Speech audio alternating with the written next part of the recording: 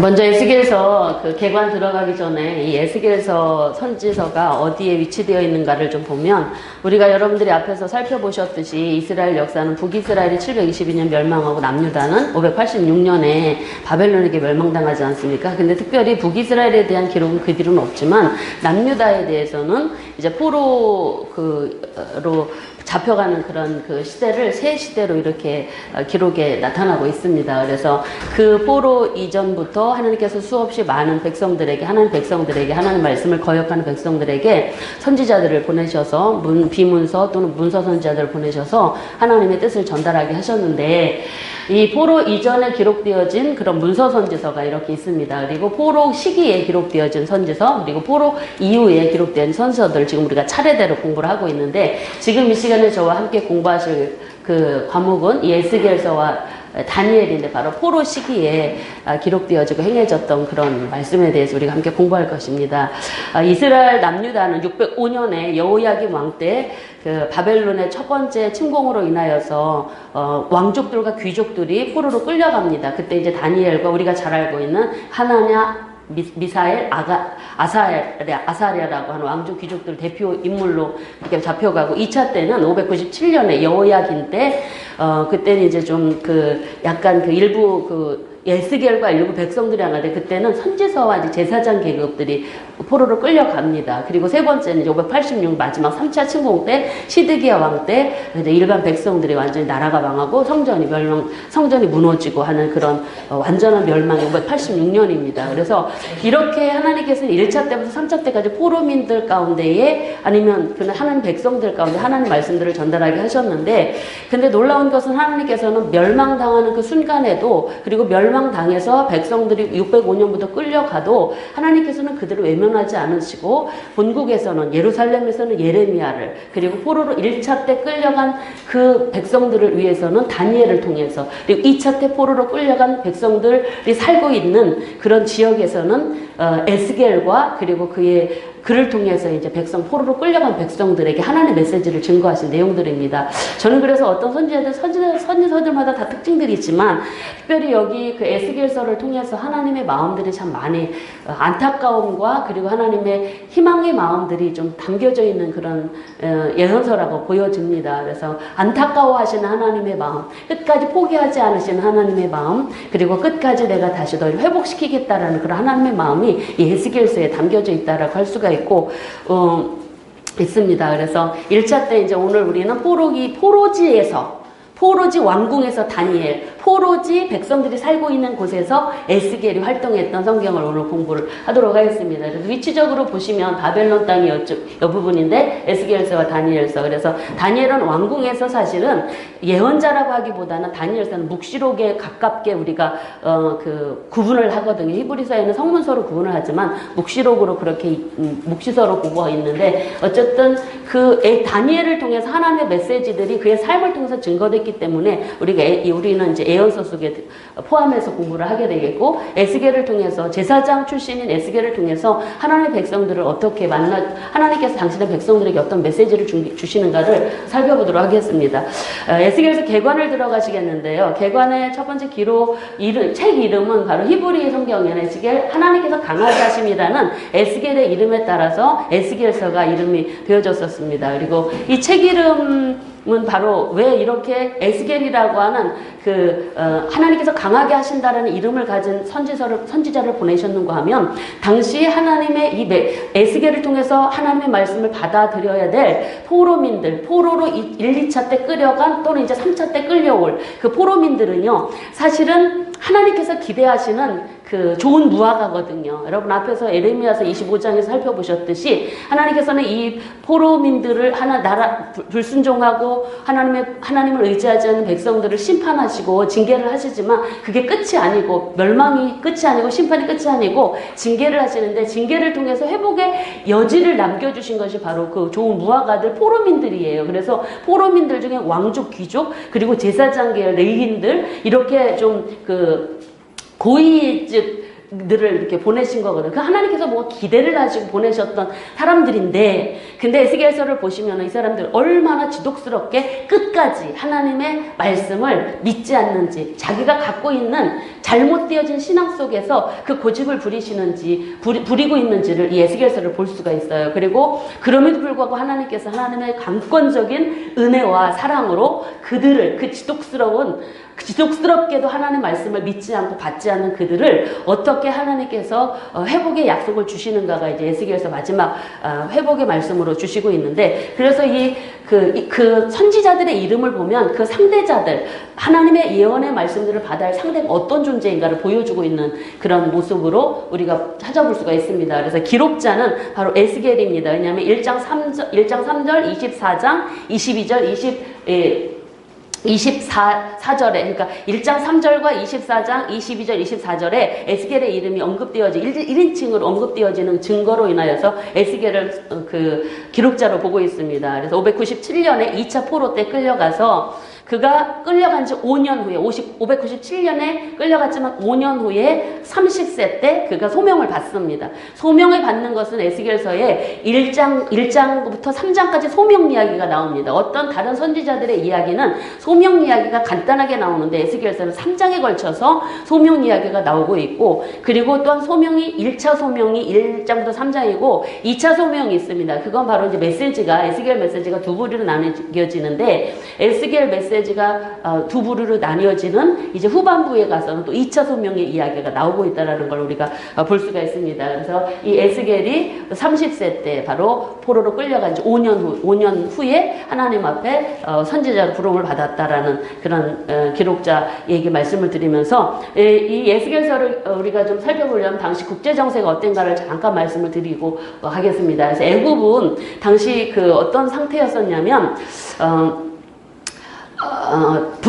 남유다가 멸망을 당할 때는 바로 당시 이스라엘 주변에 강대국으로 부상했던 아수르가 바벨론에서 멸망을 당하고, 아수르와 바벨론과의 전쟁을 갈그미스 전투를 통해서 바벨론이 승리를 합니다. 근데 원래 애굽과 아수르는 동맹국이었었어요. 그런데 아수르가 바벨론에서 멸망을 당하자 아수르가 이제 거의 그 바벨론과의 1차 전쟁을 통해서 패해요. 그래서 퇴락의 시기입니다. 그러니까 애굽은 아무런 그 힘을 좀 많이 쓰지 못했던, 이 바벨론 제국 강대국으로 부상했던 시대였었고, 아수르는 그때 바벨론과의 전쟁을 통해서 612년에 니느웨라고 하는 도시가, 그리고 609년에 아수르라고 하는 원래 본 도시가, 원래 아수르라는 제국 안에 아수르라는 도시가 있습니다. 도시가 아수르와 니느웨가 있습니다. 그래서 그 두 도시가 완전히 함락되어짐으로 인해서 612년 니느웨, 609년 아수르가 함락됨으로 인해서 아수르가 완전 바벨론에서 정복이 되어지고 하던 시대가 바로 이 에스겔이 활동했던 시대였다라고 여러분 보시면 되겠습니다.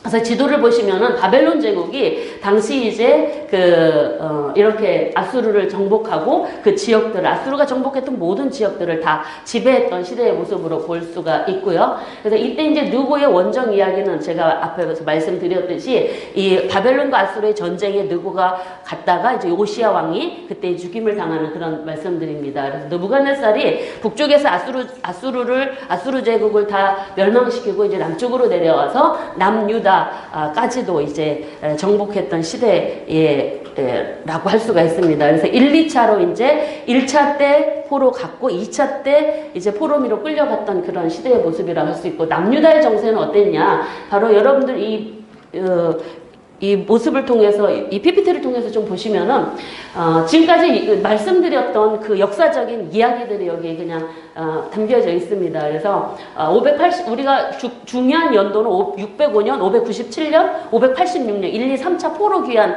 그 시점을 여러분들이 기억하시면 좋겠고, 586년 완전 3차 침공으로 예루살렘이 완전 멸망을 당하게 되어지고, 나라는 완전 초토화가 되어지면 전쟁으로 인하여서 성벽도, 예루살렘 성벽 무너지고 성전은 완전히 흔적도 없이 다 기명들 다 없어지고, 그 완전히 전쟁이 나서 나라가 나라의 꼴이 아닌 완전 전쟁의 참상이 아주 가득한 모습, 여러분 에가를 통해서 우리가 살펴보게 되어졌는데, 이때 예레미야가 예루살렘에서 활동을 하게 되었고, 이렇게 나라가 멸망당하기 직전부터 나라가 멸망당하고 나라가 멸망당한 다음에 14년 후에 이렇게 그 포로민 지역에서 하나님 말씀을 대언했던 사람이 에스겔이라고 할 수가 있습니다.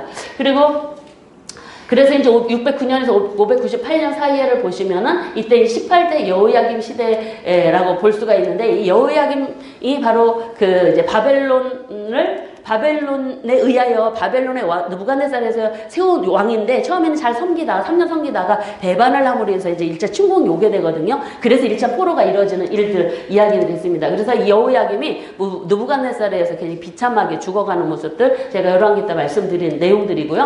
그리고 2차 때 우리는 주목해야 될 부분이 바로 이제 에스겔이 포로로 끌려간 시대라고 할 수가 있습니다. 그래서 이때 이제 여호야김이 즉위가 되어지고, 여호야김이 죽고 여호야김이 즉위가 되고 에스겔이 포로가 되어지는 그런 시대적인 모습들이라고 할 수가 있고, 그리고 세 번째 이제 597년에서 586년까지 20대 시드기야죠. 이거는 이제 멸망 때 시기지 않습니까? 그래서 여러분 앞에서 보셨을 때 이 지금 이 시기는 유다 땅에서는요, 유다 땅에서는 지금 3차 바벨론 침공으로 인해서 거의 전쟁을 앞둔 시대인데, 바로 이때 에스겔은 포로로 끌려간 그 자리에서 5년 후에 바로 사역을 시작하게 되었다라는 이야기입니다. 그러니까 거의 그러니까 인간이라면 할 수 없는 일, 예루살렘에서는 지금 남유다가 멸망을 당할 위기에 있고, 저 바벨론 땅에서는 하나님께서 에스겔을 통해서 하나님의 메시지를 포로민들에게 지금 전달하고 있는 상황이다라는 그런 상황이라고 우리가 보시면, 동시다발적으로 하나님께서 일하시는 모습이 당시의 모습이라고 할 수가 있습니다. 그래서 592년에 그리고 에스겔이 성전에서 행해지는 악을, 이건 이제 아직 멸망당하기 직전입니다. 포로민으로 끌려간 백성들이 왜 우리가 포로로 끌려왔는가, 그 사람들은요 그걸 인정하지 않았습니다. 우리는 빨리 다시 돌아갈 거야. 거짓 선지자들이 그랬거든요. 우리가 비록 이렇게 멸망당했지만 우리는 하나님 백성이니까 다시 돌아갈 거야 라고 그런 희망을 가지고 있었거든요. 그래서 에스겔이 말한 얘기를 도대체 듣지를 않았습니다. 그래서 하나님께서 에스겔을 통해서 그 머리끄댕이를 잡아서 환상 중에 예루살렘 성전에서 행해지고 있는 악이 어떤가를 직접 보여주시면서 그걸 포로민들에게 전달하게 하시는 내용들이 본문에 나옵니다. 그래서 그 일이 592년에 일어났다라는 사실들입니다. 그리고 하나님께서는 그 이제 3차 침입으로 인해서 예루살렘이 포위되었을 때, 멸망을 바로 앞둔 직전에 에스겔의 아내를 데려가시면서 에스겔에게 말씀하십니다. 야, 너 아프지? 눈물 나지? 울지 마. 그게 내 마음이다. 이 에스겔의 아내의 죽음을 하나님께서 에스겔의 목도 하시면서 에스겔이 울지도 못하고 슬픔도 표현하지 못하는 그 심정을 통해서 하나님의 마음을 이 포로민들에게 전달하게 하시는 그런 모습들이 이때 일어났다라고 볼 수가 있고요. 그래서 이 기간에 이제 예루살렘이 포위되어지고 있는 기간에 주변 나라에 대한 예언이 나오는데, 이 8나라 예언이 나오거든요. 근데 놀라운 것이 지금 바벨론이 예루살렘 성벽을 지금 감싸안고 있는, 포위하고 있는 상황이거든요. 그 8나라 중에 바벨론의 심판의 이야기도 여기 나옵니다. 바벨론이 아주 강성한 그런 시대에 이 나라도 하나님에게서 멸망을 당할 것이라는 심판의 얘기가 이때에 주어지고 있다는 것입니다. 그러니 포로민들에게 두려워하지 말라는 것. 근데 현실적으로는 이게 얼마나 믿겨지지 않는 일입니까?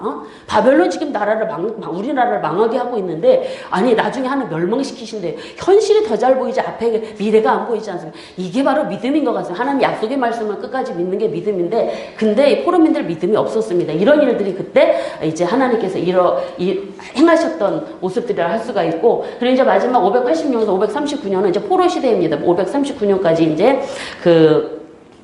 포로 시대 동안에 에스겔 선지자가 어떤 예언들이 하냐면, 바벨론의 예루살렘 포위하는 기간 동안 하나님의 말씀을 전달하시고 에스겔 선지자가 14년 동안 침묵하십니다. 그리고 14년 후에 다시 말씀을 전하시는데, 그 14년 동안 왜 침묵하셨냐면, 그 14년 침묵하시는 동안에는 그때 누가 어디에서 무엇을 했냐면, 예루살렘에서는요 그때 선지자들이 활동을 하고 있었지 않습니까? 그래서 그 스바냐, 하박국, 예레미야가 예루살렘 멸망될 당시에 에스겔 선지자가 바벨론 포로지에서 침묵하고 계신 그때에는 이 세 선지자들이 스바냐, 하박국, 에레미야를 통해서 하나님 메시지들이 그 지금 예루살렘에 있는 백성들에게 전달되고 있던 시대라고 할 수가 있고, 멸망당하는 그 순간에 하나님께서 포로민들에게는 예고는 하셨지만 어떤 그 메시지를 전달하지 않으십니다. 그래서 572년에 다시 14년 후에 예언을 제기하시는 내용들이 있고, 그래서 이제 마지막 에스겔의 예언은 애국과 두로의 멸망을 마지막으로 에스겔의 예언이 맞춰지고 있는 걸 볼 수가 있습니다. 전반적으로 지금 이 에스겔서에 나타나고 있는 에스겔의 그 활동 그 시대를 이렇게 한눈으로 여러분들에게 소개를 해드렸고, 기록연대, 에스겔의 기록연대는 바로 593년부터 570년으로 2차 포로 끌려간 5년 후부터 570년까지 그렇게 활동한 것으로 보여지고 있습니다. 그래서 우리가 보통 대선지자들로 이야기되어지고 있는 선지자들의 활동 그 기간들을 보면은 거의 다니엘이 제일 길어요. 69년. 그리고 에레미야는 53년이고 에스겔은 23년 정도, 침묵 기간 빼고 23년 정도 이렇게 이제 보시고 있습니다. 그리고 그 이 기록연대를 보시면은요, 기록연대를 보면 이게 다가 아니고 사실은 이 중간에 사이가 있습니다. 기간이. 그래서 1장부터 소명과 사역 이야기가 1장부터 3장까지 나타나고 있는 부분들이고, 그리고 마지막 예언이 이제 570년도, 그러니까 소명과 사역 이야기가 593년 시작이고, 이제 마지막 예언이 29장에 570년에 끝난다라는 이런 근거로 이제 우리가 이런 기록 연대를 보고 있습니다. 그래서 기간으로 보시면 586년에 예루살렘 파괴전, 그리고 586년 이후에 파괴 후의 연대로 이렇게 나눠볼 수가 있고요. 기록 목적을 좀 보시면은 그러면은 이 파괴전에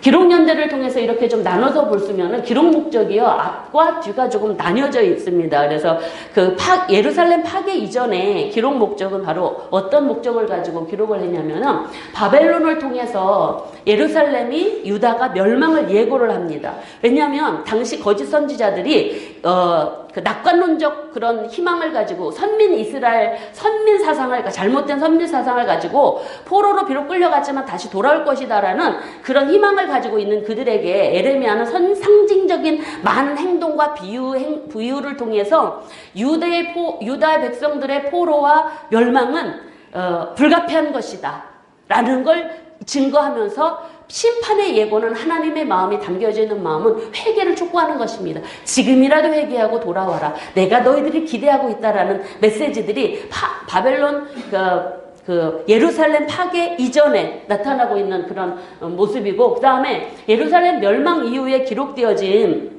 그 내용은 이제 예루살렘이 멸망을 당했습니다. 그러면 이 사람들은 무슨 생각을 하냐면, 이제 끝났구나. 우리는 이제는 회복이 끝났구나. 절망하는 그들에게 마른 뼈 새 성전 한 장을 통해서 하나님께서 위로하시고 장차 다시 회복의 소망을 주시는 메시지가 전반기와 후반기로 나뉘어져서 이렇게 기록 목적이 나뉘어집니다. 그래서 우리가 그 기록 목적을 하나로 통으로 보지 않고, 왜냐하면 에레미야의 예언한 그 시기가 나뉘어져 있기 때문에 이렇게 다르게 볼 수 있다라는 부분도 말씀드리고, 첫 절은 바로 에스겔이 소명받던 시대이고, 그리고 끝절은 하나님께서 회복의 은혜를 주시는 말씀인데, 우리 같이 한번 읽어보실까요? 첫 절, 30째 해 셋째 달 초다됐을 때에 내가 그 발광과 사로잡힌 자 중에 있을 때 하늘이 열리며 하나님의 모습이 내게 보이니. 끝절, 그 사방의 합계는 18,000척이다. 그날 후로는 그 성읍의 이름을 여호와 삼마라 하리라. 네. 에스겔을 통해서 하나님께서 바벨론의 포로로 잡혀온 하나님의 백성들에게 하나님께서 기대하시는 좋은 무화과로서 회개하고 다시 지금부터 시작하자라는 메시지들이 여기에 담겨져 있다고 할 수가 있습니다. 근데 그 중에서도 전반기에서는 예루살렘의 멸망은 불가피한 것이고, 그리고 심판 후에 회개하고 돌아오는 자들을 통해서 다시 내가 회복시킬 것이다. 근데 그 중간에 뭐가 들어있냐면, 그 주변에 강대국들을 향한 8개 나라를 언급하시면서, 아무리 지금 너희들을 괴롭히는 나라가 강대할지라도 내가 그들을 반드시 그 악으로 인해서 심판할 것이다라는 메시지를 통해서 포로민들에게 위로와 희망을 메시지를 함께 주고 있는 내용들이 이 안에 포함되어 있다고 할 수가 있습니다. 그래서 전체 보기를 좀 보시면은, 전체 보기는 그 남유다가 패망한 586년을 전후로 해서 우리가 그 메시지들을 나눠볼 수가 있는데, 여러분들이 보시면은 여기 우리 크게 보기를 세 부분으로 나눴습니다. 세 부분으로 나눈 것은 이 에스겔이 선지자로 소명을 받는 그 장수가 3장까지 있다고 말씀드렸지 않습니까? 그 부분을 빼면은 거의 4장부터 내용은 거의 48장까지, 에스겔서는 48장까지가 있는데, 이제 4장부터 48장까지 내용을 두 부분으로 크게를 보면 바로 남유다와 주변 국가에 대한 심판의 예언들, 죄악의 경고, 그러니까 너희들은 왜 심판받을 수밖에 없는가라는 부분을 아주 조목조목 지도자들과 백성들의 죄에 대해서 조목조목 찝어서 설명해 주십니다. 왜냐하면 포로로 끌려간 그 사람들은요, 무슨 생각했냐면, 우리는 심판받을 이유도 없어. 하나님 백성인데 우리가 어떻게 이렇게 포로민으로 끌려올 수 있어. 이건 있을 수 없는 일이야. 그들은 그랬었거든요. 그래서 그들에게 너희가 왜 심판받고 예루살렘이 왜 멸망받는지 한번 봐라. 그 꼴을 한번 봐라. 안 믿으니까 무엇으로요? 상징적인 행동으로, 비유로 하나님께서 에스겔에게 하나님 메시지를 증거하기 전의 내용이 여기에 4장부터 32장까지 심판 예고가 여기 주로 나와 있습니다. 그리고 나서 33장부터 바로 48장까지는 예루살렘 멸망 이후의 회복의 메시지와 이제 새 성전의 말씀이 나타나는데, 사실은 여기 새성전도 여기 안에 포함되어 있습니다. 회복 안에, 이스라엘 회복 안에. 그래서 회복의 메시지는 33장부터 39장까지고 새성전이 40장부터 48장까지 내용인데, 굉장히 에스겔서의 새성전의 내용이 그 자세하게 절기가 성전이 1장 10장에서 예루살렘 성전에서 하나님 영광이 떠났던 하나님께서 다시 성전으로 돌아오셔서 43장에서 돌아오시거든요. 그래서 그 성전에 하나님께서 함께 다시 회복되어진 성전에 함께 계시고, 절기가 회복되어지고, 제사가 회복되어지고, 그래서 많은 각양각장의 모든 봉사자들이 세워지는 그런 과정들을 통해서 성전 중심의 공동체가 다시, 성경 중심의 공동체를 통해서 하나님의 택한 백성 선민을 다시 회복시키겠다는 메시지가 이 새 성전 안에 들어가 있다고 할 수가 있습니다. 그래서 우리는 이 부분들을 좀 함께 살펴볼 텐데, 특별히 우리가 좀 주목해서 볼 것이 왜 이렇게 심판 예언을 이렇게 하시는가. 그리고 또한 여기 한 가지 기억할 것은 이 32장부터 33장까지 내용이 다르지 않습니까? 심판 예언과 회복 예언. 그래서 이 32장과 33장 사이에는 에스겔 선지자가 14년의 공백 기간이 있습니다. 그래서 심판 예언 하시고 예루살렘 멸망하고, 그리고 14년 후에 회복의 메시지가 증거되는 것입니다. 그래서 이렇게 하나로 이렇게 다 포함되어 있지만 이 사이에다가 34년의 공백 기간이 있다는 걸 우리가 좀 기억하시면 되겠습니다. 그래서 하나님께서 에스겔을 통해서 포로민들, 바벨론으로 포로 끌려간 백성들에게 주시는 메시지들 이제 하나 자세하게 살펴보도록 하겠습니다. 특별히 여기 작게 보기를 보시면 환상과 소명을 통해서 하나님께서 에스겔을 선지자로 부르시는데, 그냥 부르시지 않고요, 하나님의 영광의 모습을 보여주시면서 에스겔을 부르십니다. 이거는 굉장히 하나님께서 당시 그 사역이 쉽지 않은 그 백성들이 말 더럽게 듣지 않는 그런 백성들이기 때문에 하나님께서 에스겔에게 확신을 주시기 위해서 하나님의 놀라운 영광을, 보좌 영광을 보여주시면서 그를 부르시는 내용들이 나타나고 있고, 여기에서는 징조를 통해서 예언, 즉 예루살렘의 멸망에 대한 징조를 예언하시는 내용. 예루살렘을 안 믿으니까, 그래도 안 믿어요. 그러니까 예루살렘의 죄악장을 가서 직접 보게 하시는 내용들, 그러고 나서도 안 믿어요. 여러 가지 그들이 갖고 있는 비유들이 있거든요. 야, 우리가 멸망할 것이다라는 우리의 그 비유가, 우리의 멸망은 먼 나라, 먼 시대 이야기야. 그런 비유를 그거 쓰지 말아라. 그리고 신포도주, 우리가 지금 고통당하는 건 우리가 잘못해서가 아니라 아버지들이, 부모들이, 조상들이 잘못해서야 라고 이렇게 생각하는 그런 부분들을 바꿔주시는 것입니다. 그거 속담 쓰지 말아라. 너희들이 지금 심판받는 건 조상들 때문이 아니고 너희들 각자 죄 때문이다라는 걸 이 비유를 통해서 다시 한번 또 확인시켜 주십니다. 그러면서 8개 국가의 그 멸망의 예고들, 심판의 예고들이 이제 로 인하여서 1차 예루살렘 멸망 이전에 심판의 예고들이 되어지고, 그 이후에 14년 후에 이제 희망과 절망이 다 사라지고, 희망이 다 사라지고, 이제 절망 속에 있는 그들에게 하나님께서 희망의 메시지, 회복의 메시지들을 주시는 내용들이 이제 뒷부분들이라고 할 수가 있습니다. 그래서 여기에서 우리가 이제 잘 알고 있는 뭐 마른 뼈 환상, 이런 내용들, 성전에서 흘러나오는 물들, 이런 환상들을 통해서 안 믿으니까, 이때도 안 믿어, 14년 후에도. 그러니까 이제 환상을 통해서 보여주시면서, 내가 내 신을 이제는 너희 마음속에 두어서 내가 하겠다. 너희에게 요구가 아니라 내가 너희들을 이끌어 다시 내 능력으로 회복시켜 줄 것이다. 라는 그런 하나님의 일방적인 회복의 약속들이 여기 33장부터 되어지고 있는 그 회복의 나라는 성전 중심, 새롭게 하나님께서 돌아오셔서 영광 가운데 거하실 새 성전 중심으로 회복되어질 그런 이스라엘, 새 이스라엘임을 보여주고 있는 내용들입니다. 그리고 핵심의 부분은요. 핵심의 부분을 보시면 내가 여호와인 줄 너희가 알리라 라고 하는 부분입니다. 근데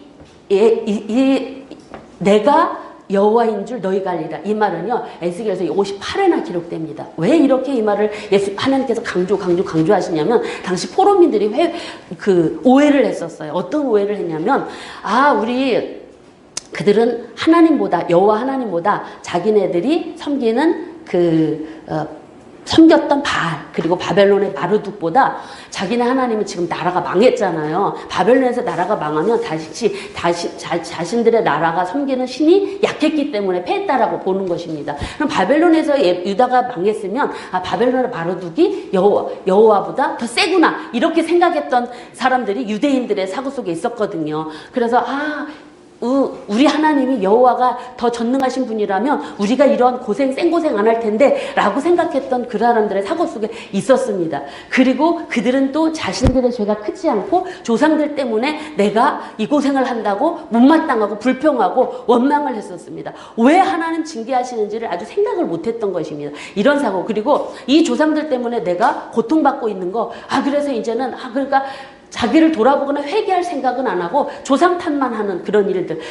그래서 하나님께서 이 에스겔에게 그 속담 쓰지 못하도록 하시는 말씀들이 있는 것이고, 그래서 에스겔은 이 사람들에게 하나님께서 말씀을 주시면서 이 끝까지 믿지 않는 그들을 통해서 그게 아니다라는 것. 그리고 특별히 하나님께서는 마르둑보다 약한 분으로 생각했던 그들에게 바로 8개 그 나라의 심판 예고를 통해서 하나님께서 얼마나 강하신가를, 그들을 완전하게 회복시켜 주시는가를 통해서 희망과 회복을 약속해 주시는 내용들이 나타나고 있습니다. 그래서 그러니까 나라가 망하고, 예루살렘이 망하고, 유다가 망하고, 그리고 14년 후에 그런 아무것도 없는 것 같지만, 그러나 내 말대로 된 것임을 너희들이 보면서 내가 여호와인 걸 알거라. 그리고 앞으로도 지금 아무것도 희망이 없는 것 같지만 내가 앞으로 다시 회복시킬 것이다. 그 다음에 너희들이 내가 여호와인 줄 알리라. 이걸 바로 에스겔을 통해서 우리에게 보여주고 있다라고 할 수가 있습니다. 그래서 58회나 하나님께서 말씀하시고 있는 내용을 보면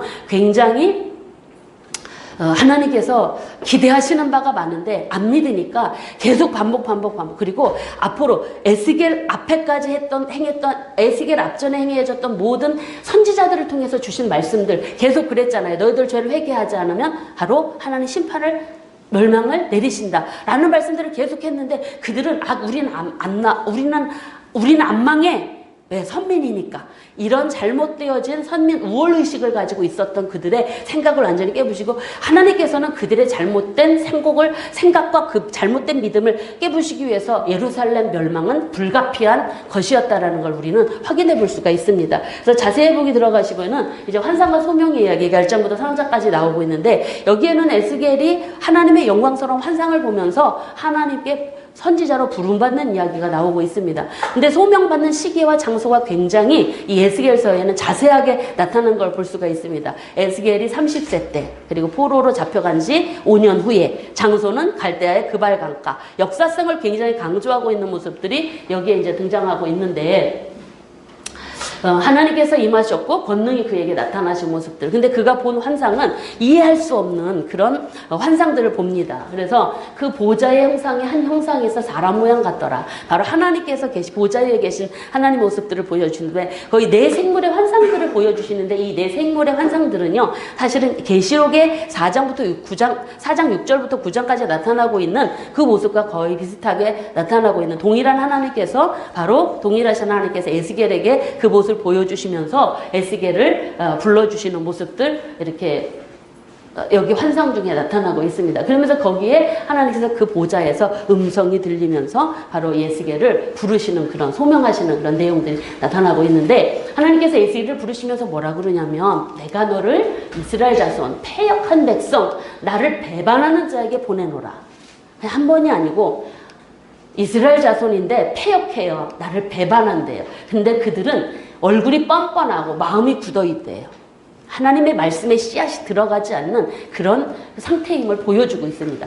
그들은 패역한 족속에게 내가 너를 보낸다라고 그렇게 말씀을 하고 있는 것을 볼 수가 있습니다. 그러면서 그가 받은 말씀은 바로 뭐냐면 좋은 메시지가 아닙니다. 예언자들의 활동은 다 좋은 이야기가 아니고 나쁜 이야기, 죄를 지적하고 회개를 촉구하고 심판을 예고하는 내용들입니다. 근데 그들보다 포로 이전에 활동했던 예언자들의 메시지보다 더 강한 예루살렘의 멸망된 현실을 전달해줘야 됐거든요. 그리고 지금 그들은 포로민으로 끌려가 있는 상태에서 아무런 절망과 희망이 없는 그들에게 전달되어진 상황이었기 때문에 그 어떤 상황 속에서보다도 이 에스겔이 전달해야 될 그 상황은 굉장히 극한 상황이었었습니다. 그리고 그가 전달할 메시지가 애가와 애곡과 재앙의 말, 나라 멸망한 소식, 우리나라 끝장났다라는 소식을 전달해야 하는 것입니다. 그래서 한 두루마리에 기록되어진 그 내용들. 근데 사실은 이 내용이 하나님의 말씀을 전달해야 될 그 대상들이 반역하는 족속입니다. 좋은 이야기를 못 전합니다. 안 좋은 이야기만 전해야 합니다.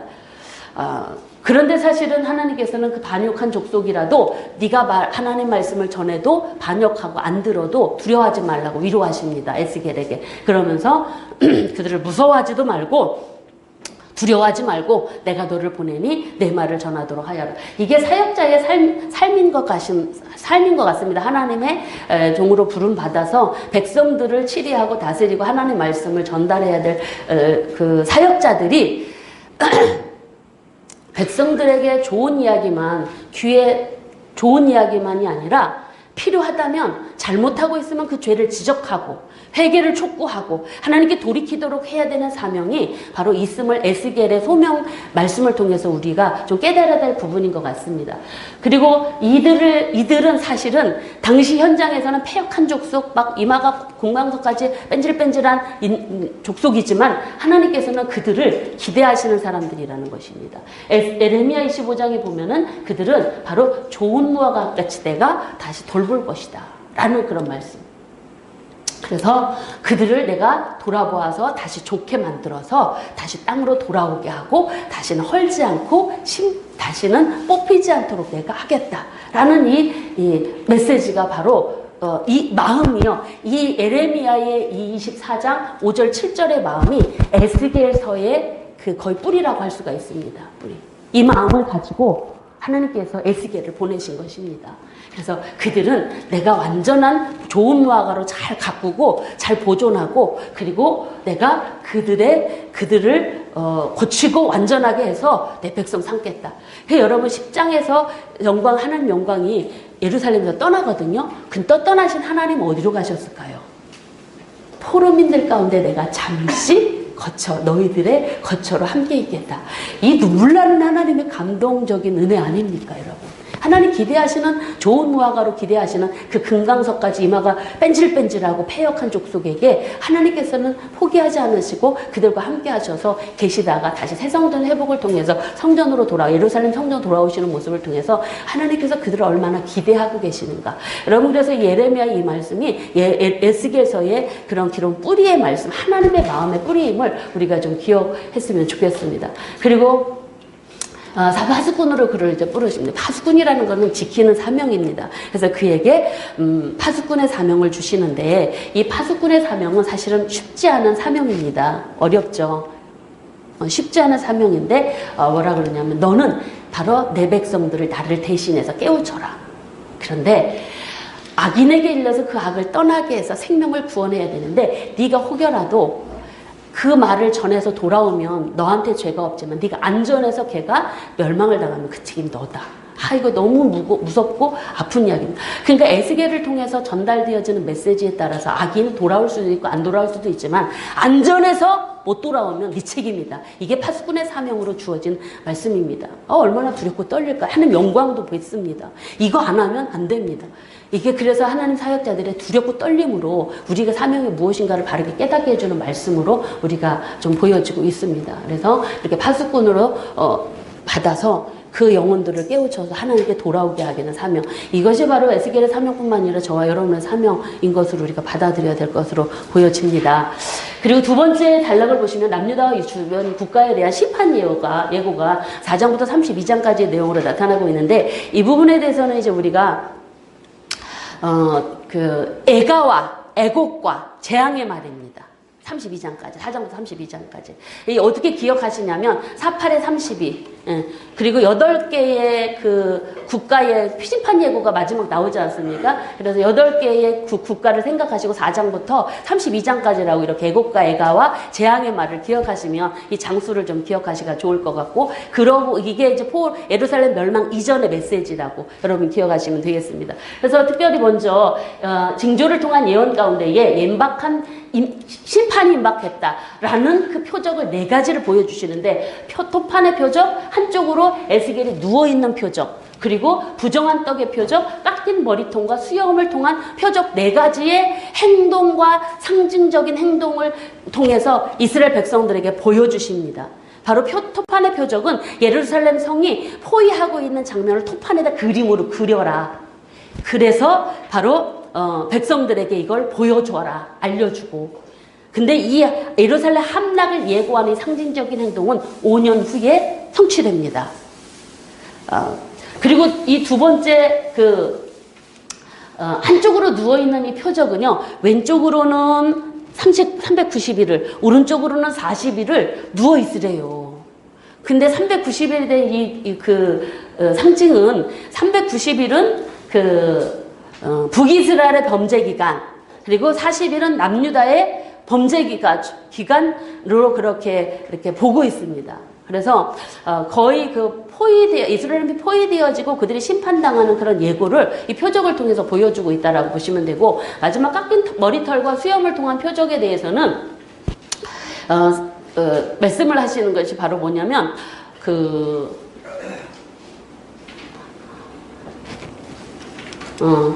부정한 떡의 표정도 있습니다. 부정한 떡은 바로 뭐냐면 예루살렘이 이제 멸망 전후에 극심한 왜냐하면 예루살렘이 포위되어지고 한 3년 만에 한 2년 동안 gat혀 있거든요. 그때 앞에서 여러분 예레미야에서 공부하셨듯이 자식 잡아먹는 일이 그때 일어났습니다. 이 극심한 기근 때에 적은 양의 음식으로 연명할 것이다라는 걸 보여주는 행동을 바로 부정한 떡의 표적을 통해서 에스겔이 포로민들에게 보여준 말씀이라고 할 수가 있습니다.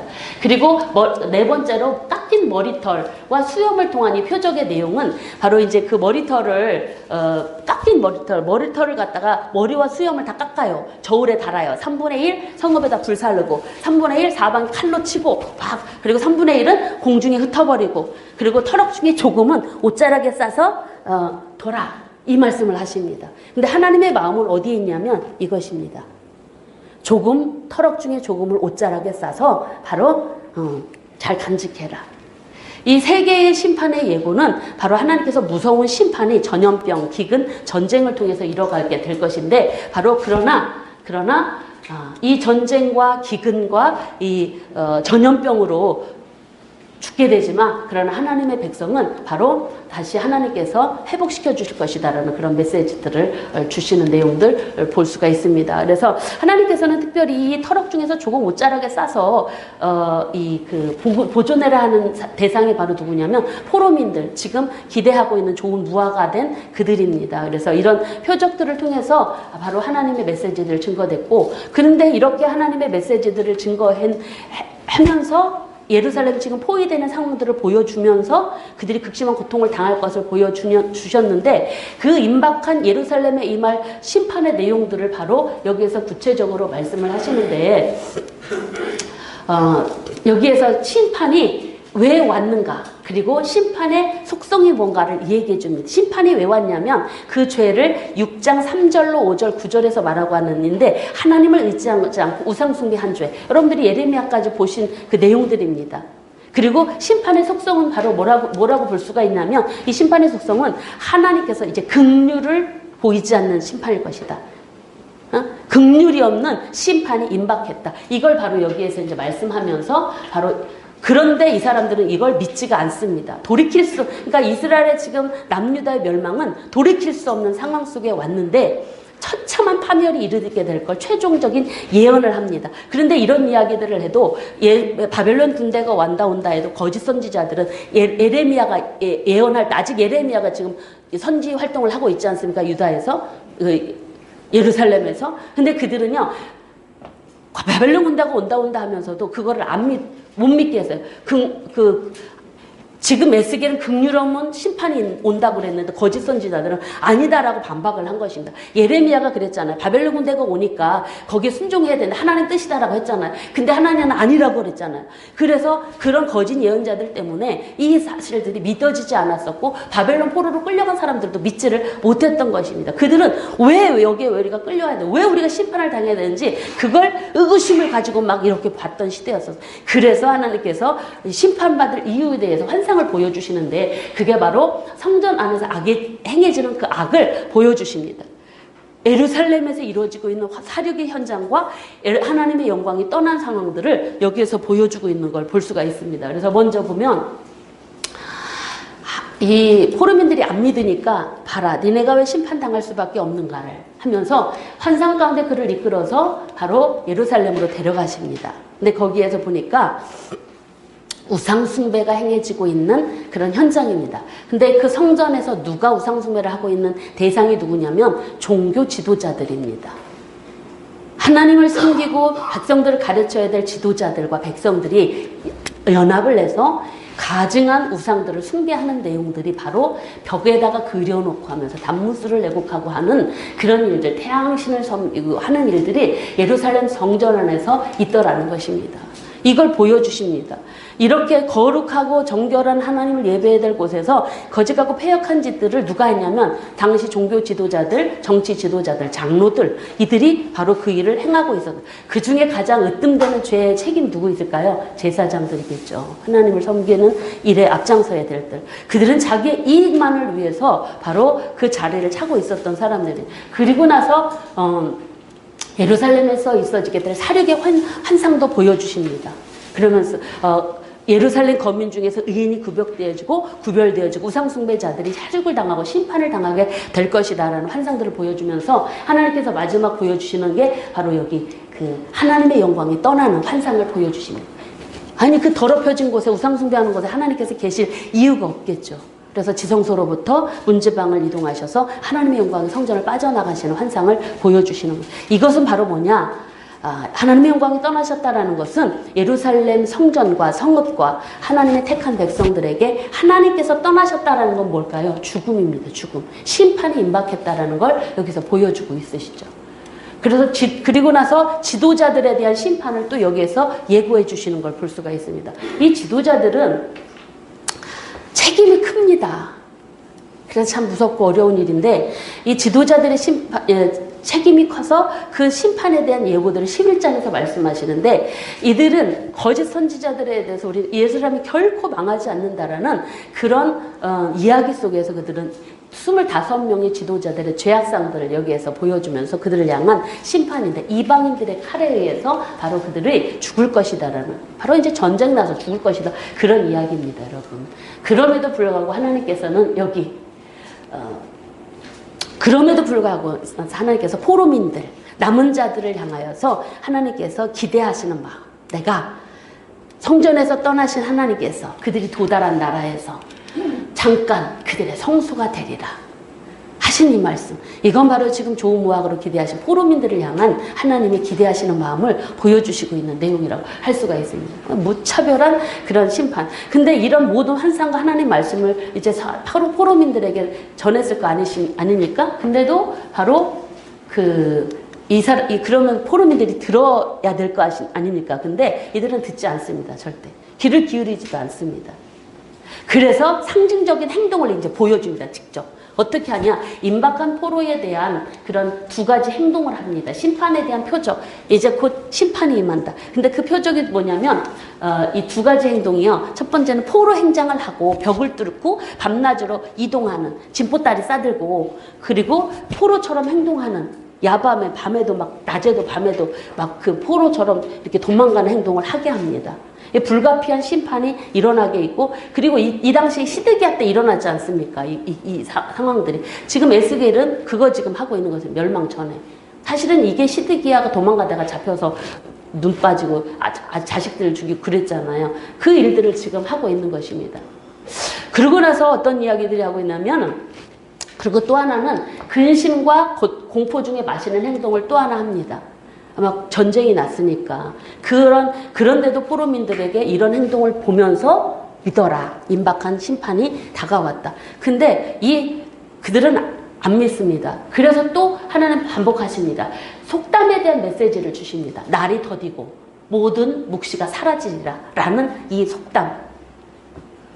이 근거 없는 낙관적인 이게 속담에 사로잡혀 있는 그들에게 하나님의 심판이 성취될 날이 곧 온다. 이거 속담 써먹지 마라. 이렇게 말씀하시는 것입니다.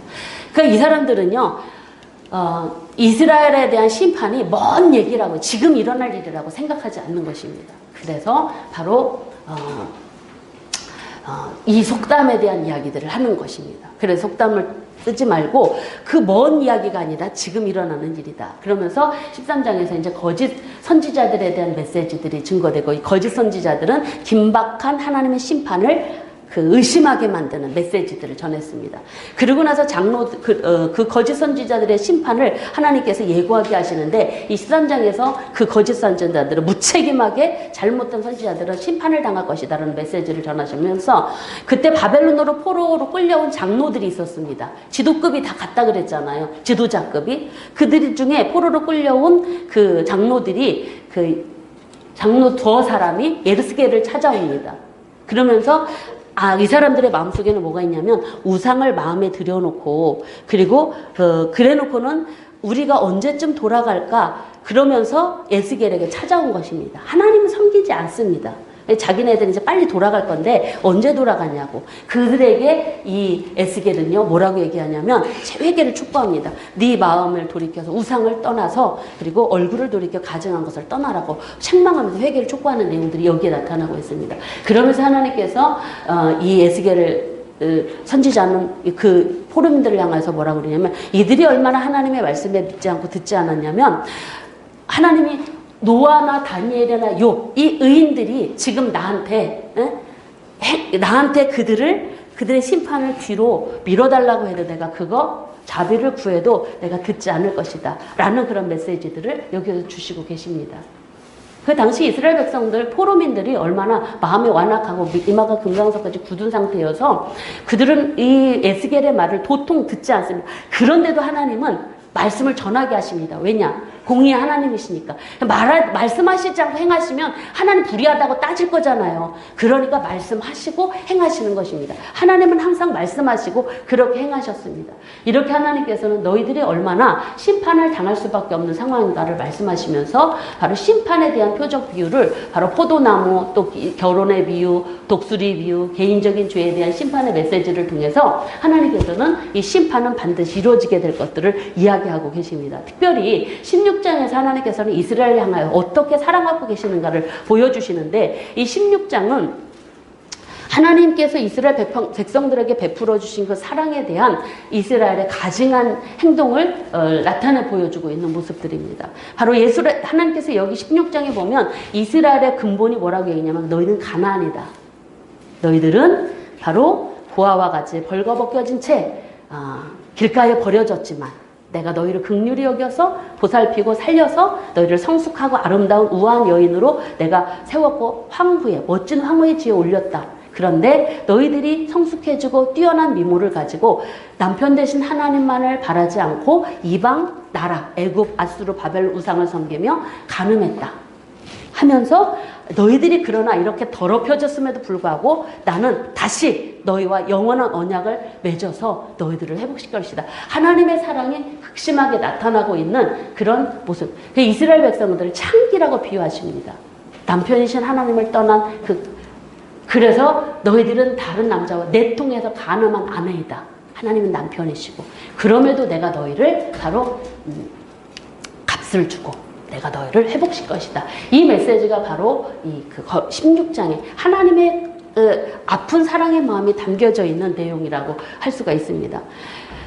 창기보다도 못한 그들을 향한 하나님의 백성을 포기하지 못한 사랑, 백성들을 끝까지 포기하지 못하는 사랑이 바로 에스겔서 16장에 나타나고 있는 모습들이에요. 그런데 하나님께서 기대하셨던 이들은요, 결국 알지 못합니다. 깨닫지 못합니다. 이렇게 얘기를 해도 도통 알아먹지를 못합니다. 그래서 하나님께서, 그리고 그들은요, 또 신포도주의 이야기를 통해서 이런 속담을 통해서 이야기를 합니다. 조상 탓하죠. 그래서 조상 탓하지 마라 라는 메시지들을 여기서 또 주시고 계십니다.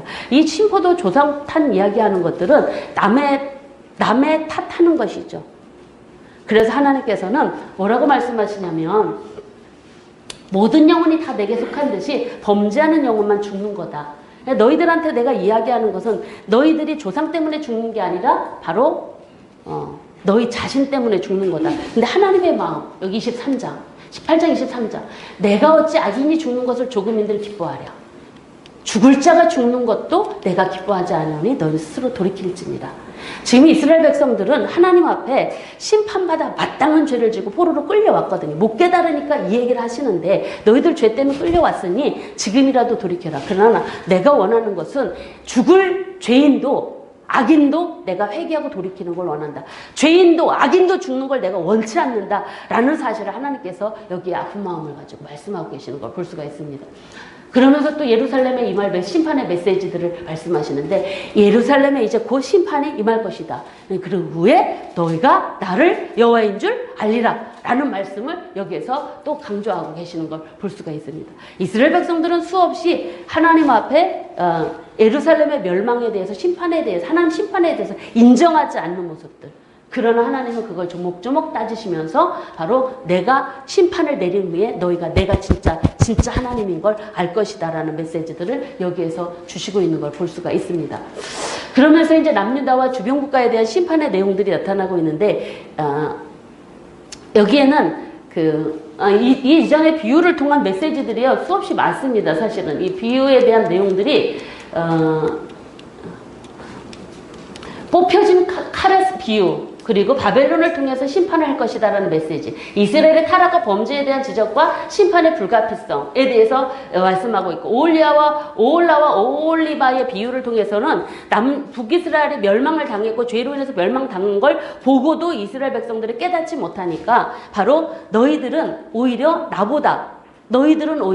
이 북이스라엘보다 더 악한 존재들이다라고 말씀을 하시는 내용들이 23장에 보여주고 있습니다. 특별히 녹슨 가마의 비유를 통해서도 하나님께서는 이스라엘이 남유다의 예루살렘의 멸망, 바벨론 군대가 포위되어지던 시대에 이 메시지를 주십니다. 녹슨 가마의 비유는. 포위되었던 시대에 주시면서 이때 에스겔의 아내의 죽음에 대한 상징적인 행동을 하게 하십니다. 24장에서. 그래서 에스겔의 아내가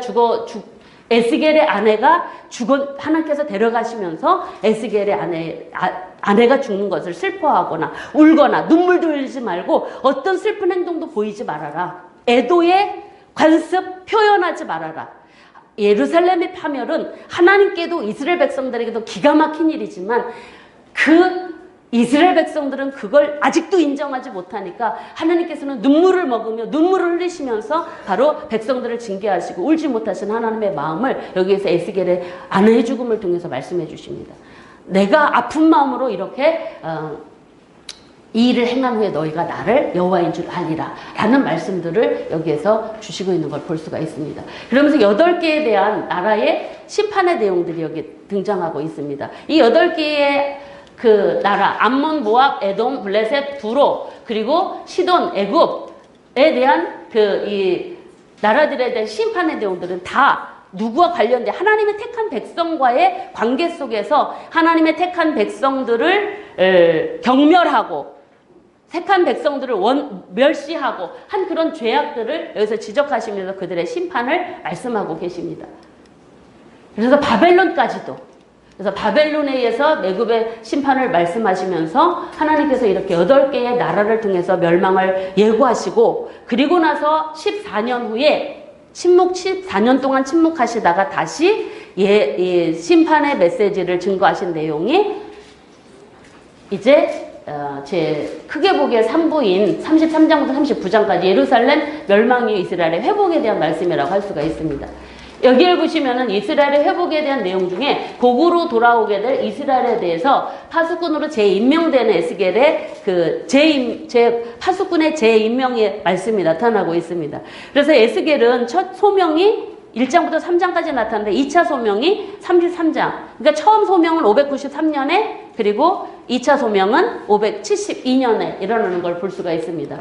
그래서 이스라엘 족속에게 파수꾼으로 다시 삼음이 이와 같으니라. 두 번째 소명. 왜냐하면 이제 메시지가 달라지고 있는 걸 볼 수가 있습니다. 그래서 이때는 회개와 심판 이야기가 아닙니다. 이제는 나라가 멸망을 당했고 예루살렘이 완전히 망했고 그 다음에 14년이 지났습니다. 그런데 하나님께서 또 말씀하시는 걸 나라가 망한 후에 14년이 지났습니다. 그런데 하나님께서 뭐라고 말씀하시냐면 나는 악인이 죽는 것을 기뻐하지 않고 악인이 거기서 돌이켜 떠나는 것을 기뻐한다. 이스라엘 족속아 돌이키라. 너희 악한 길에서 떠나 너희가 어찌 죽고자 하느냐. 지금 하나님께서는 지금 고국에 있는 백성들이 이제 기대하지 않습니다. 다 이제 멸망당해서 다 죽었고 많은 그 천민들만 다 남아있고 지금 기대하고 계시는 좋은 무화가 된 이 포로민들을 향해서 하나님께서는 다시 새롭게 그들을 고치시고 세우시려고 이 말씀을 주시고 있는 것입니다. 아직도 악인입니다. 그대로 회개하지 않는 것입니다. 아직도. 그래서 회개하도록 말씀하고 계시는 내용들이 여기 33장에 애타는 하나님의 마음들이 증거되고 있고 그리고 여기에서 이제 잘못된 목자들을 향한 하나님의 메시지들이 하나님의 그 거짓 목자들에 대한 화와 참목자의 모습을 통해서 하나님께서 당신의 백성을 참목자를 통해서 세워나가겠다 하시는 그런 말씀들을 주시고 있고 이스라엘을 회복시키는데 어떻게 회복시키느냐 지금까지는 율법을 주셔서 그걸 그 돌 위에 세워진 말씀을 통해서 전달하게 하셨는데 이제는 하나님께서 그들을 어떻게 회복시키실 것을 36장에서 말씀하시냐면 내 영을 너희 속에 두고 내 마음을 새 마음을 너희에게 주어서 굳은 마음을 제거하고 부드러운 마음을 줄 것이다. 그리고 너희가 그 부드러운 마음을 가지고 내 율례를 지키는 내 백성으로 세워나갈 것이다 라는 그런 메시지들을 주시고 있는데 이 말씀을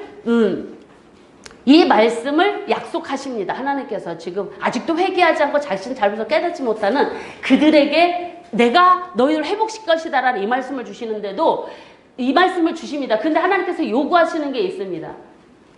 그러면서 그들을 다시 회복시켜서 하나님의 백성으로 삼게 하겠는데 내가 이 회복을 약속하지만 어떻게 이걸 이루어주겠다라고 말씀하시면 36장 37절에 그래도 내가 이 약속을 했어도 너희가 바로 이렇게 이루어주기를 나한테 기도해야 한다. 그 증거가 여러분 어디 있습니까? 다니엘서에 보면은요, 다니엘이 하나님께서 약속하신 포로 귀환의 70년이 다가온 걸 보시고 그가 금식 기도하는 걸 이따 우리가 이제 다니엘서 볼 때 찾아보실 텐데 다니엘의 기도를 통해서 하나님의 거룩한 이 말씀이 성취되기까지는 이 말씀에 순종했던 그런 하나님의 종들이 있었기에 이루어지는구나 라는 것들을 증거로 보여주고 있는 것입니다. 기도해야 이루어질 것이다. 하나님이 결국 포로 귀환 이루셨지 않습니까? 근데 그 중간에 다니엘서를 통해서 그걸 확인해 주셨습니다. 기도하는 다니엘을 통해서. 하나님께서는 반드시 말씀하시고 말씀대로 행하는 자, 순종하는 자를 통해서 그 일을 이뤄가고 계심을 보여주셨는데, 근데 놀라운 것은 뭐냐면 이스라엘 백성들은요 아직도 회의적입니다. 아직도 예루살렘 멸망이 신앙의 파산이고 하나님 재건이 완전히 끝났다라고 그들은 생각했기 때문인지 하나님께 대해서 부정적인 생각을 갖고 있습니다, 여러분. 그런데 하나님께서는 뭐라고 말씀하시냐면 그렇게 하나님께서 일방적인 은혜를 베풀어 주겠다라고 믿지 않으니까 하나님께서 약속하시는 내용이 바로 뭐냐면 이 37장에서 마른 뼈의 환상을 통해서 말씀해 주시는데, 약속해 주시는 마른 뼈의 환상이, 여기 제가 성경을 안 들어갔는데, 마른 뼈의 환상을 통해서 여러분 완전 불가능해진, 지금 예루살렘이 멸망된 지 14년 이후에 완전히 불가능한 그런 상태에서 하나님께서 이스라엘 백성들을 다시 회복시키시겠다라는 그런 약속을 말씀하세요. 너희들이 아니야, 내가 할 거야. 죽어서 완전히 다 뼈들이 다 흩어져 있는 그들을 다시 모아서 생명을 회복시키고 다시 그들을 온전하게 회복시키게, 영적, 육적 다 회복시키겠다라는 메시지들을 주시고 있는 것들을 볼 수가 있습니다. 그래서 하나님께서 하시겠다라는 이 약속, 그런데 그것도 기도해야 내가 줄 것이다라는 말씀들입니다. 그러면서 하나님께서 이제 38장부터는 이제 39장까지 곡에 관한 예언들을 하시는데, 곡의 전쟁과의 멸망의 이야기는, 곡이 어떤 세력이냐, 바로 곡의 세력은 하나님의 백성들을 괴롭히는 악의 세력들입니다. 하나님을 대적하는 세력들. 그런데 그 하나님의 원수된 세력들, 그들을 하나님께서 멸하고 이스라엘 백성들을 회복시키겠다라는 그런 약속이 38장 9장 말씀의 내용이라고 할 수가 있습니다. 그래서 이 곡에 대한 내용들은 거의 하나님의 백성들을 괴롭히는 악의 세력들로 보시면 됩니다. 그러면서 이제 새 성전과 환상에 대한 말씀이 이제 40장부터 48장까지 나타나는데, 이때는 이제 포로로 된 지 한 25년 후에 절망에 빠져진 이스라엘 포로민들에게 새 제사, 그리고 새 성전을 중심으로 한 새 제사 회복, 그리고 새로운 예배, 새로운 땅에 대한 약속이 나타나고 있는 걸 볼 수가 있습니다. 하나님께서는 이렇게 40장에서 43장까지는 특별히 성전의 식양, 하나님께서 성전을 떠나셨을 때에 그 예루살렘이 다 멸망당했지 않습니까? 다시 성전이 세워질 것을 식양을 조목조목 말씀하시면서 약속하시는 내용들이 나타납니다. 그래서 성전의 식양이 이야기되어지고 새 성전에 임하신 하나님의 영광이 40장부터 43장까지 우리에게 보여주고 있습니다. 그래서 하나님의 영광이 나타나는데, 10장에서 떠났던 여호와의 영광이 다시 성전에 오시는 모습, 이것은 절대 불가능하다고 생각하는 일들을 다시 이뤄가시는 그런 모습으로, 그래서 하나님의 영광이 새롭게 세워질 성전에 이렇게 가득하게 되는 모습을 이제 43장까지 증거되고 있는 모습들 볼 수가 있습니다. 그래서 그곳을 통해서 하나님께서는 새로운 에스겔 37장에 화평의 언약을 주시겠다라는 약속, 그 성전을 통해서 주시겠다는 약속의 말씀들이 나타납니다. 그래서 내 성소가, 보시면 내 성소가 영원토록 그들 가운데 있으리니 내가 이스라엘을 거룩하게 하는 여호와인 줄 열국이 알리라. 이 새 성전 약속부터는 하나님께서 영원히 함께 하시고 영원히 회복하시고 영원히 내 백성이 되게 하시겠다라는 그런 약속들이 주어지고 있는 걸 볼 수가 있습니다. 그러면서 이 성전 안에 다시 하나님께서 돌아오셨잖아요. 그럼 이 돌아오신 곳에서 바로 뭐가 이루어졌냐면 하나님 예배하는 일들이 일어나야 됩니다. 그래서 하나님께서 예배하는 일들이 하나님께서 들어가시고 하나님께서 다시 돌아오셔서 예배하는 일들을 이뤄가게 하죠. 근데 예배가 시작되는 그곳에 하나님의 영광이 가득할 것이다라는 걸 이렇게 보여주십니다. 새 성전에서. 이스라엘 백성은 지금 마른 뼈와 같은 존재들인데 하나님께서 그렇게 지금 이렇게 회복시켜 가시겠다라는 약속을 주시고 있습니다. 그래서 이 성전에서 바로 제사장들이 레위인들이 구별돼서 봉사할 것이고 제사장직에 따르는 여러 가지 규례들을 말씀하시면서 이곳에서 하나님 앞에 새 성전에서 드려질 예배는 인간의 모든 부정적인 것들이 다 제외되어지고 성결하고 정결한 모습으로 하나님을 예배하는 일들이 있을 것을 여기서 말씀하고 있는 것, 약속하고 있는 걸 보여주고 있습니다. 그러면서 이 새 예배에 봉사할 사람들 또는 이곳에서는 하나님의 백성들이 드릴 예물도 구별되어지고 있고 그리고 새 제물도 구별되어지고 그러니까 예물과 하나님 앞에 제사 성전이 예비되어지고 예배가 드려질 때인데 거기에서 제사를 드려야 될 레위인과 제사장들이 봉사가 되어질 것이고 예배자들이 예물을 가지고 하나님께 드려질 것이고 그리고 새 성전에 출입하는 백성들도 하나님 앞에 명절과 성회와 안식일과 소제와 이 번제들을 감사제들을 드려야 될 일들이 일어나고 또 희년 예물도 규례도 주시고 있고 희생제물도 드려지고 있고 이 모든 예배가 아주 정확하게 준비되고 있다는 걸 여기 새로운 예배를 통해서 보여주고 있습니다. 그러면서 이러한 모든 회복되어진 모든 성전, 회복되어진 모든 예배가 어느 땅에서 이루어지게 될 것을 말씀하고 있냐면은 바로 새로운 땅에서 이루어지게 될 거예요. 근데 그 새로운 땅은 어떤 땅이냐? 그 성전, 새롭게 세워질 성전에서 흘러나오는 생명수를 통해서 모든 만물이 소생되어지고 모든 기쁨과 풍요로움이 넘치는 그런 장래에 하나님께서 완전한 회복을 이 새로운 땅을 통해서 회복시켜 주시겠다는 말씀을 주시고 있습니다. 이러한 새로운 땅, 성전에서 흘러나오는 이 생명수의 약속은 사실은 요엘서에서도 스가랴에서도 계시록에서도 나타나고 있는 약속되어지고 있는 메시지들입니다. 그래서 이러한 하나님의 약속은 지금 이스라엘 백성들은 저 포로민 땅에서 고통과 절망과 한숨 속에서 모든 것들이 끝났다라고 생각하는 그들에게 하나님께서 이 약속을 해주시고 있습니다. 내가 성전을 통해서 새롭게 세울 성전을 통해서 이러한 회복을 완전하게 생동감 넘치는 그런 인생을 내가 너희들의 새로운 회복을 이룰 것이다라는 그런 약속의 말씀들을 주시고 있는 것을 볼 수가 있습니다. 그러면서 이러한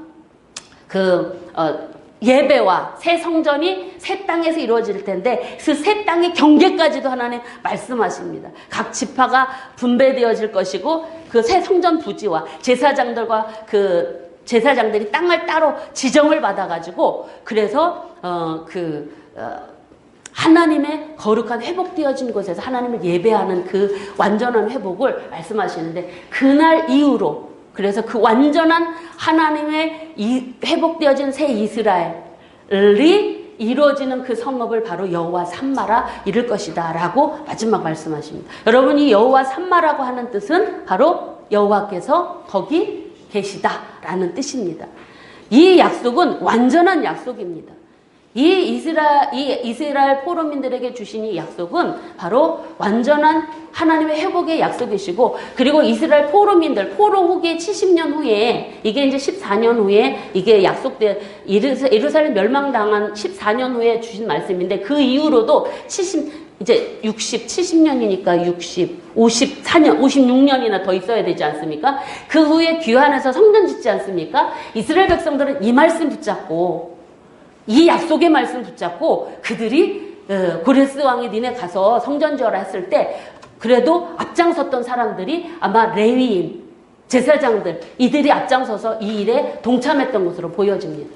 그래서 포로 귀환자들은 이 말씀의 약속의 말씀을 붙들고 성전 중심으로 신앙을 회복하려고 했던 모습들 그리고 아마 이 이후에 이 말씀을 붙잡고 포로민들은 살았을 것이고 그 중에 이 말씀대로 살았던 인물들이 이제 포로 후기에 그 회복되어질 이스라엘을 회복시키기 위해서 애썼던 포로 후기 선지자들 에스라, 느헤미야, 에스더 이런 사람들을 통해서 바로 이 하나님의 거룩한 말씀들이 이뤄가고 있는 모습들을 볼 수가 있습니다. 그래서 새로운 성전의 성전 중심의 신앙 공동체가 바로 이제 하나님께서 새롭게 회복시키실 이스라엘이다라는 것을 이제 마지막으로 해서 에스겔서를 마무리 짓겠습니다. 그래서 하나님께서는 심판과 회복의 말씀을 통해서 이스라엘을 완전하게 하나님의 능력과 권세로 회복시킬 것을 약속하신 그 일을 이룬 후에 너희 여호와가 진짜 진짜 하나님인 걸 알게 할 것이다라는 메시지가 바로 에스겔서 말씀입니다.